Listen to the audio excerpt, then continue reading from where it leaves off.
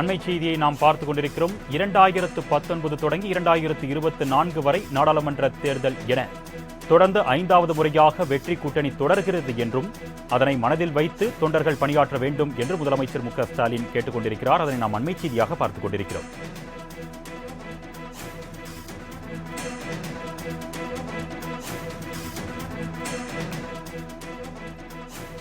தொண்டர்கள் அனைவரும் அனைத்து தொகுதிகளிலும் வேட்பாளர் மு.க. ஸ்டாலின் என்பதை மனதில் வைத்து பணியாற்ற வேண்டும் என்றும் 5வது முறையாக வெற்றி கூட்டணி தொடர்கிறது என்றும் முதலமைச்சர் மு.க. ஸ்டாலின் தெரிவித்திருக்கிறார். அதை நாம் அண்மை செய்தியாக பார்த்துக் கொண்டிருக்கிறோம்.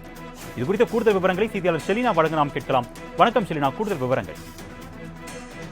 2019 நாடாளுமன்ற தேர்தல், 2019 ஊராட்சி மன்ற தேர்தல், அதே போல இடைத்தேர்தல்கள், 2021 சட்டமன்ற தேர்தல், 2022 நகராட்சி உள்ளாட்சி தேர்தல்கள், தற்பொழுது 2024 நாடாளுமன்ற தேர்தல் என 5வது முறையாக தொடர்கிறது வெற்றி கூட்டணி எனவும், அதே போல கழக உடன்பிறப்புகள் அனைவரும் தொகுதியில் வேட்பாளர் மு.க. ஸ்டாலின் என்பதை மனதில் வைத்துக் கொண்டு இந்த நாடாளுமன்ற தேர்தலில் பணியாற்ற வேண்டும் என்றும் 40 நமதே நாடும் நமதே என முதலமைச்சர் மு.க. ஸ்டாலின் தற்பொழுது கடிதம் ஒன்று எழுதியிருக்கிறார். அதில் குறிப்பாக ஒன்றிய அரசு ஆட்சி என்பது மக்களால் மாண்பை காக்கும் மகத்தான புதிய அரசை ஆட்சியில் அமர வைப்பதற்காக நாடாளுமன்ற தேர்தல் என்பது தற்பொழுது நடைபெற இருப்பதாகவும், கடந்த 10 ஆண்டுகளாக இந்தியாவை ஆண்ட பாஜக அரசானது நாட்டையே பல்லாண்டு காலமாக பின்னோக்கி சென்றிருப்பதாகவும், அதே போல இந்தியாவை கூட்டணியை தற்பொழுது வெற்றி பெறுவதற்காக அனைத்து முயற்சிகளும் திமுகவை சார்பாக செய்திட வேண்டும் என்றும், பாஜகவை வீழ்த்துவது மட்டுமல்லாது அதன் பிறகு அமைய இருக்கக்கூடிய அரசானது மக்கள் ஆட்சியாகவும் சமூக நீதி, சமத்துவம்,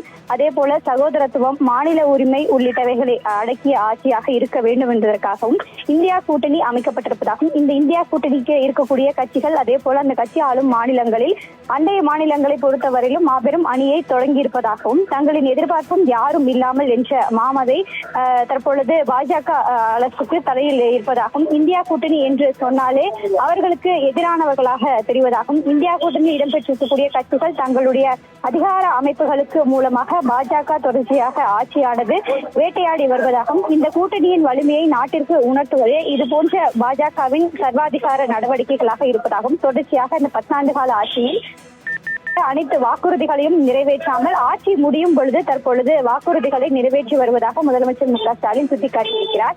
தமிழ்நாட்டை பொறுத்தவரையிலும் தொடர்ச்சியாகவே திமுக கூட்டணி, இந்தியா கூட்டணியை பொறுத்தவரையிலும் தொகுதி பங்கீடு நேற்றுடன் நிறைவு பெற்றிருக்கக்கூடிய நிலையில் சிறப்பாக அனைத்து பணிகளும் மேற்கொள்ளப்பட்டு வருவதாகவும், திமுக கூட்டணியில் ஏற்கனவே இருந்த கூட்டணியை போலவே காங்கிரஸ், மார்க்சிஸ்ட் கம்யூனிஸ்ட், இந்திய கம்யூனிஸ்ட் உள்ளிட்ட கட்சிகள் தொடர்ச்சியாகவே இந்த முறையும் கூட்டணிகளாக இருந்து வருவதாகவும், இந்த தேர்தலில் அருமையாக இருக்கக்கூடிய கமலஹாசனும் தற்பொழுது மக்கள் நீதி மய்ய கட்சியும் திமுகவில் இணைந்திருப்பதாகவும், அவரையும் திமுகவில் வரவேற்றிருப்பதாகவும், இந்த அணிக்காக தமிழ்நாடு முழுவதும் பரப்புரை மேற்கொள்வதாக நேற்று கமல் தெரிவித்தார் என்றும் குறிப்பிட்டிருக்கிறார்.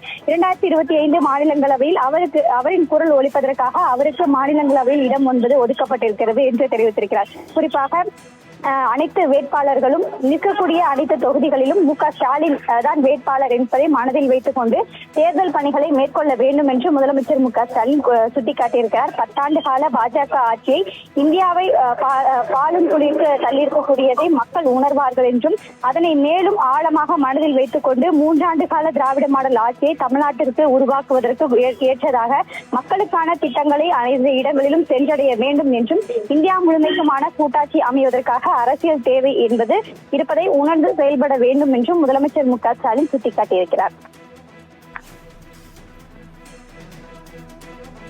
விரிவான தகவல்களுக்கு நன்றி ஷெலினா.